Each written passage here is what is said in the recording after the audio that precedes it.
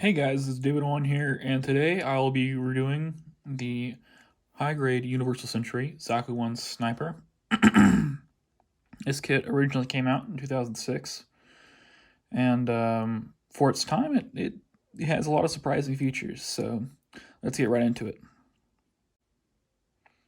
So to start off, we will be looking at the things I do like about this kit personally. First, I want to talk about the part separation. Now, on this kit, for its age, around 2006, it has some very decent part separation, and I'll go into kind of what I'm talking about here. Nothing's painted on this kit right now, so personally, I would have expected that the backpack it would have been all one color, except for maybe the veneers. But to my surprise, that this all is separate pieces. It's a piece for this. There's a side piece right here, in which which goes to the gun, connects into, and then this also is a separate piece from the main body of the backpack. The backpack itself is, the main build of it at least, is two pieces, one for the back half and one for the front half. And that's typical of Bandai. You know, you get front and back halves of backpacks. And other part separation I want to get into is with the head.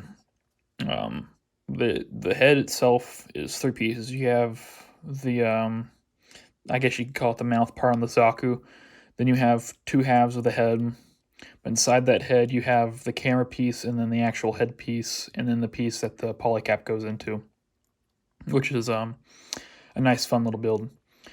Also, when it comes to part separation, this entire knee joint moves, and it is all built up.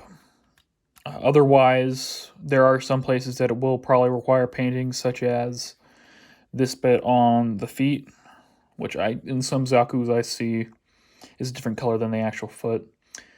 And then some other bits and pieces, like on the gun that you can see up here. The shoulder bit and some of the other bits are just completely black in one color, which is understandable especially for the time, and even now for what the part sizes are. Next would be the mobility of the kit. We got good articulation. The arms, with most Zaku kits, this can go full. Oh, that's something I'll get into here in a bit. Go a full 90 degrees on both elbows, and can go out about this far. So not that far, but if you twist it inward, you can get a bit more mobility out of it. Of course, they can come around front with a double jointed elbow, which I think was starting to become a standard thing in kits around this time, such as I think the Hazel and such kits came around that time. And the wrist, your standard ball joint wrist with the polycap inside. The knees, you got, if you can get the front skirt up, you got a good 90 degrees right there. Double joint in the knees, which can be a little stiff because these are polycaps sometimes. And I know in some of these older kits, they can act pretty stiff, but almost a good 180 out of that. The ankle is your standard ankle from the kits around this time. You can get some good movement out of it, especially for a kit like this, which is going to have the knee gimmick, which I kind of got into earlier about the part separation, I guess, is that this can come down and you can make this guy kneel properly and have proper balance and it not move over, which is phenomenal, really. Not the greatest looking, but it can do it, and it's not gonna fall over, really. Skirts on that's another thing I'll get into right there.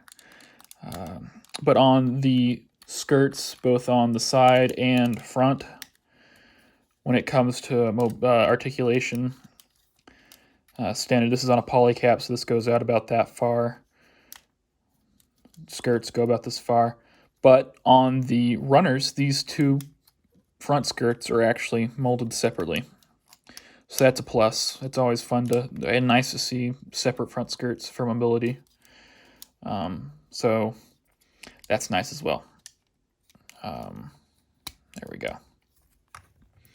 Otherwise, that's it pretty much for what I do like about this kit. Now let's get into what I don't like. All right, so there are a few things that I don't like. First most obvious is the seam lines. You have your seam line going across the shoulder right here. You have a seam line right here, which also acts as a panel line on the mouth bit, but you also have a seam line going through the middle of the head. You got your seam lines on your arms, your shins, and your thighs. No noticeable lines on the feet because that's just two pieces smashed together. You have mold lines on the backpack.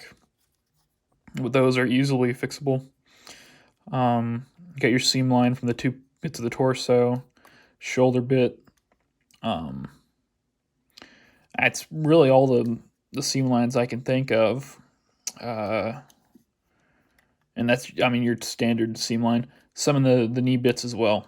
So, and then on the backpack as well, on the back where the two halves meet, those also have a seam line.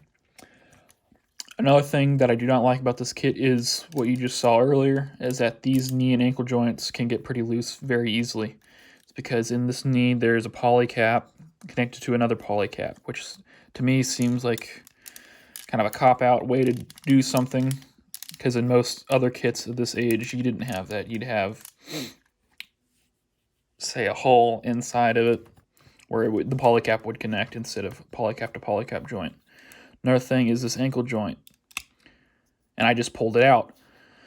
When it comes to the ankle joint, I would suggest, and this is a ball joint on a hinge in here, and it's very movable, which is a problem because when you're trying to put this on with the foot, and I'm not even putting that much pressure onto it, it'll want to slide up.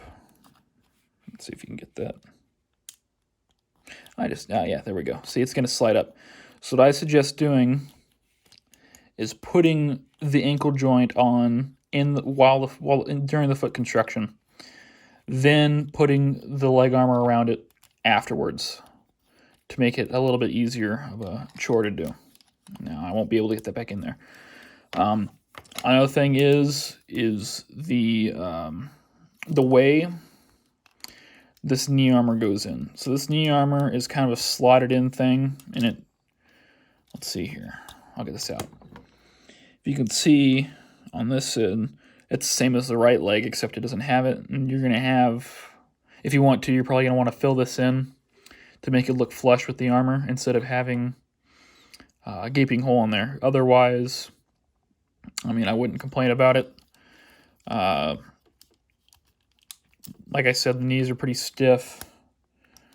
Another thing I do not like about this kit is the head camera.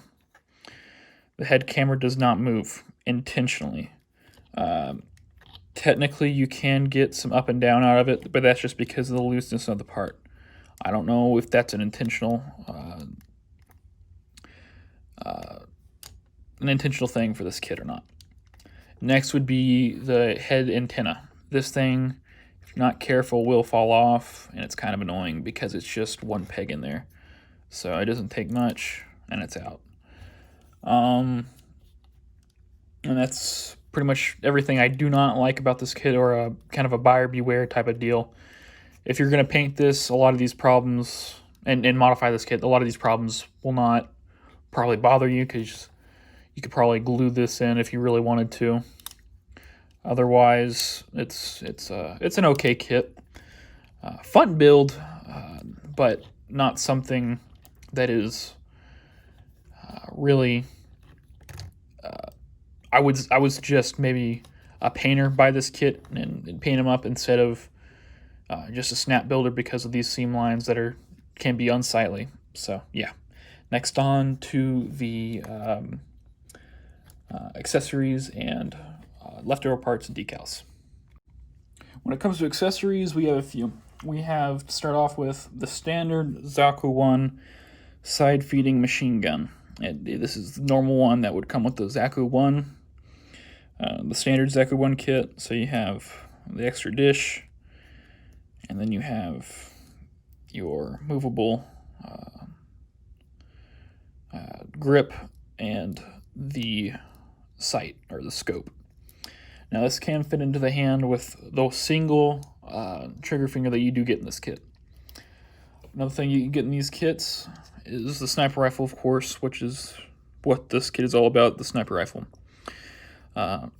Similarly, the part separation is pretty good. There are a few spots like back here and on these connections that should be painted if you so desire. The camera and both these cameras come with foil stickers, which I'll get into here in a bit. This extra little dot in here is what connects to the backpack. So if we want to, you can connect it. Let me get this arm out of the way. And he can hold it while this is in there. So it goes in there like that. It's kind of like the GM ground type sniper where it connects to a generator, if you will. The back. One thing that does happen on this kit is this falls out. Nice looking wire and mesh. I'll mess with that later. And but I have the trigger finger on here, but it is interchangeable with this, and it does work with the Zaku 1 machine gun. Next we have the hands that come with this kit. We have 2 open hands.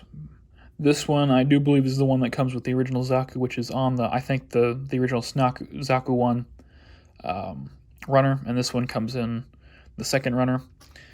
This one is meant to hold it like this, kind of in a way, is kind of like the box art.